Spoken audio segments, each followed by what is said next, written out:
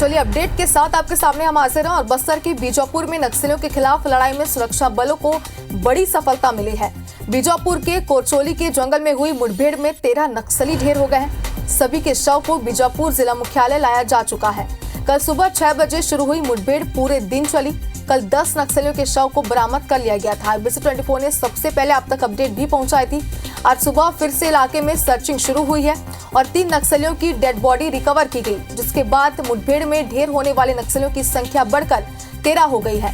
दरअसल फोर्स को सूचना मिली थी कि लाल दहशतगर्दों के बड़े लीडर पापाराव कोरचोली और लेंड्रा के जंगलों में मीटिंग लेने पहुंचे हैं, जिसके बाद इलाके में सर्च ऑपरेशन चलाया गया, जिसके बाद नक्सली जवानों के घेरे में आ गए।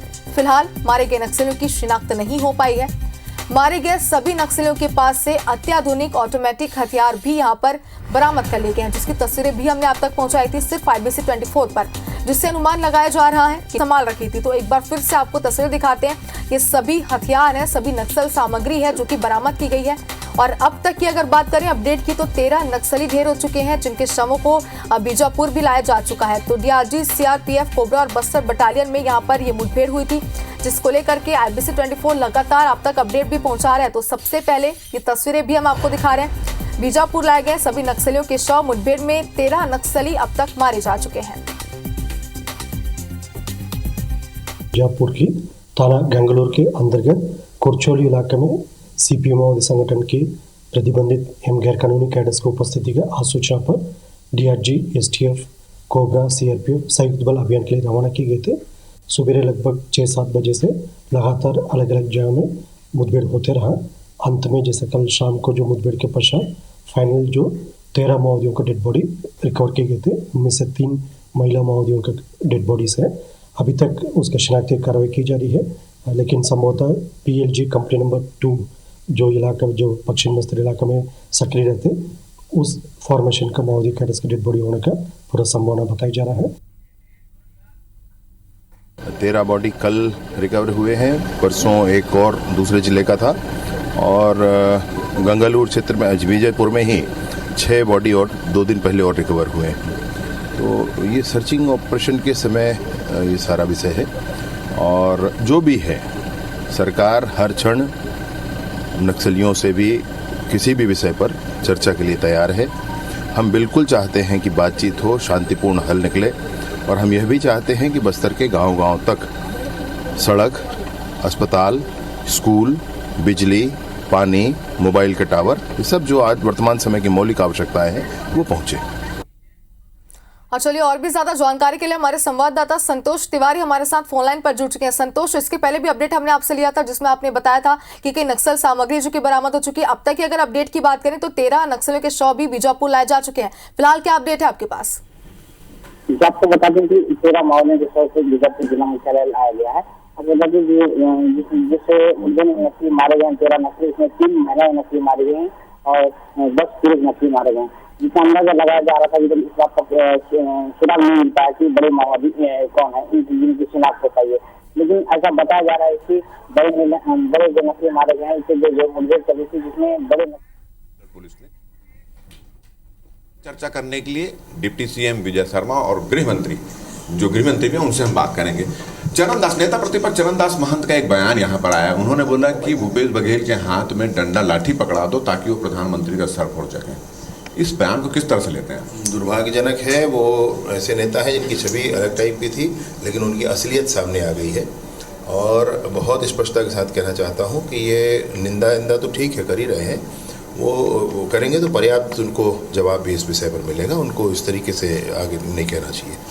अगर इस तरह मंत्री के संदर्भ में ऐसा कहना, जब कहा गया कि गोली मार देंगे, काट देंगे, सिर फोड़ देंगे, तब तक उनकी छवि निखरी है और प्रखरता के साथ वो आगे बढ़े हैं। अगर और किसी, जैसे आपके द्वारा और किसी राजनीतिक पार्टी द्वारा उनके शीर्ष नेता के खिलाफ इस तरह के बयानबाजी होती तो निश्चित रूप से एक आक्रोश नजर आता, FIR भी दर्ज होती, इसके पहले भी देखा गया। क्या आप लोगों के इस मामले में FIR दर्ज या कोई एक्शन, विरोध प्रदर्शन करने की तैयारी? देखते हैं, 1 दिन का विषय है, संगठन का क्या उसमें रुख है और कहीं ना कहीं कुछ हुआ होगा तो पता चलेगा क्या होता है। आज दीपक बैज ने भी एक बयान दिया है कि आप लोग कर्ज ले रहे हैं, पिछली सरकार पर आरोप लगाते हैं। आप लोगों ने भी अब तक 16,000 करोड़ रुपए का कर्ज ले चुका है। कर्ज लेने वाली सरकारों के हर व्यक्ति को कर्ज में डुबो रहे हैं, इस तरह की बात वो कर रहे हैं, क्या कहना? नहीं भैया, किस तरह का खर्च है उसमें ये समझना पड़ेगा। मैं पूछना चाहता हूँ कि पिछली सरकार में किसी गांव के चौराहे पर खड़े होकर आप चारों तरफ घूम जाएंगे ना, एक निर्माण कार्य नहीं दिखता है पिछली 5 साल की सरकार का। वो कहाँ है भाई, कैसे नहीं हुआ? कर्ज लेकर के सरकार कर क्या रही है, मसला इस बात का है। विभिन्न योजनाओं के नाम से अगर पैसे हड़प के जा रहे हैं तो वो बात गलत हो जाती है। सरकार अगर उसको इंफ्रास्ट्रक्चर पर इन्वेस्ट करती है तो वो रेवेन्यू जनरेट करता है दोबारा आपको पलट करके। एक बार अगर आप माने जो कर्ज है उसको इंफ्रास्ट्रक्चर पर निवेश कर रहे हैं तो आपको वापस मिलता है, वो लगभग 4 गुना 6 गुना होकर के वापस मिलता है। तो सरकार ने वर्तमान में जो कर्ज लिया है वो तो पिछली सरकार के विषयों की भरपाई के लिए लिया है। आगामी समय में ये नहीं होगा और 5 सालों का टारगेट भारतीय जनता पार्टी का है कि हम 10,000 करोड़ से अधिक की रेवेन्यू बढ़ाएंगे। इसमें वित्त मंत्री जी ने भी इस बात की घोषणा की। नेता प्रतिपक्ष का एक दिन पहले एक और भी बयान आया था कि हम जीतने की स्थिति में नहीं है। इसको किस तरह से लेते हैं? वास्तविकता उनके मन में है, वो स्पष्टता है, इसी बात का रोष उनके मन में है। मुझे लगता है बौखलाहट है जिसके लिए वो इस तरीके की बयानबाजी कर रहे हैं। समझना चाहिए उनको। बीजापुर में आप लोगों ने एक बड़ा ऑपरेशन चलाया था, 13 नक्सलियों के मारे जाने की खबर है। ये एक तरह आप लोग एक्शन ले रहे हैं, लगातार नक्सली मारे जा रहे हैं, ये सही बात है। वहीं दूसरी ओर विरोधी जो हैं कांग्रेस के लोग ये भी बोल रहे हैं कि जब उनकी सरकार थी तो आप लोग बार बार ये आरोप लगाते हैं कि नक्सलियों को संरक्षण दिया जा रहा है। आप लोग ये बोलते थे कि उनके कार्यकर्ताओं को टारगेट किया जा रहा है। अब उनका ये आरोप है सीधा सीधा कि आपकी सरकार आने के बाद नक्सलियों की घटनाएं बढ़ गई हैं, नक्सली निरंकुश हो गए, लगातार हमला कर रहे हैं। क्या 247 ऐसे प्रधानमंत्री ग्राम सड़क योजना की सड़कें थीं जो नहीं बन रही थी, पहले रुकी हुई थी। 100 से अधिक पुल पुलिया थे जो नहीं बन रहे थे, रुके हुए थे। अभी उनको बनाया जा रहा है, गांव तक विकास पहुंचाने की कोशिश की जा रही है। इसलिए नक्सली उसका विरोध कर रहे हैं और इसलिए मुठभेड़ हो रहा है। अब जब कुछ किया ही नहीं जाए किसी सरकार के द्वारा तो फिर मुठभेड़ नहीं होता है। मसला ये है कि अभी सरकार के बिल्कुल 2 स्पष्ट बिंदु हैं। पहला, जब चाहे हम भारत सरकार उनसे चर्चा के लिए तैयार है, और दूसरा ये प्रतिबद्धता है सरकार की कि गांव-गांव तक विकास पहुंचना चाहिए। अब इसके मार्ग में जो भी हो, शांति या शांति से कोई वार्ता हो या सख्ती हो, जो भी करना पड़े वो आवश्यक है। बीजापुर में जो हुआ है गंगालूर क्षेत्र में, वो 13 नक्सलियों के शव बरामद हुए हैं, कुछ और भी हताहत हुए होंगे ज़रूर। सुकमा में एक नक्सली का शव बरामद हुआ है। बीजापुर में 3 दिन पहले और भी 6 नक्सलियों का शव बरामद हुआ था। ये जो कुछ भी है सब कुछ दुखद है, सब कुछ दुखद है। आवश्यक है समाज को आगे बढ़ाने के लिए और समाज को के विकास को रोका गया है, उसके लिए सब इसलिए किया जा रहा है। परंतु वार्ता का जो मार्ग है वो ज़्यादा अच्छा है, उस पर अमल होना चाहिए। इसी पे एक आखिरी सवाल मेरा ये है कि एक तरफ आप बोलते हैं कि हम नक्सलियों से बातचीत करने के लिए तैयार हैं, दूसरी तरफ अब मुठभेड़ भी हो रही, नक्सली भी मारे जा रहे हैं। उनकी ओर से एक पत्र आता है जिसमें बोले कि सब बंद होगा तब हम वार्ता के लिए तैयार करेंगे। तो ऐसा लगता नहीं कि इस स्थिति में वार्ता हो सकती है नक्सलियों से? देखिए, सरकार की तरफ से वार्ता बहुत स्पष्टता के साथ कही गई है और हर किसी फोरम पर, किसी मीडियम से सबके लिए सरकार तैयार है। अब उनको ये कहना कि सबको पहले छुट्टी कर दो और फिर सबको अंदर 6 महीने बाद को, ऐसे मतलब आपको नहीं करना है, ऐसा है मामला। तो भाई जो आवश्यक है वो किया जाएगा। तो कैसे कर सकते हैं?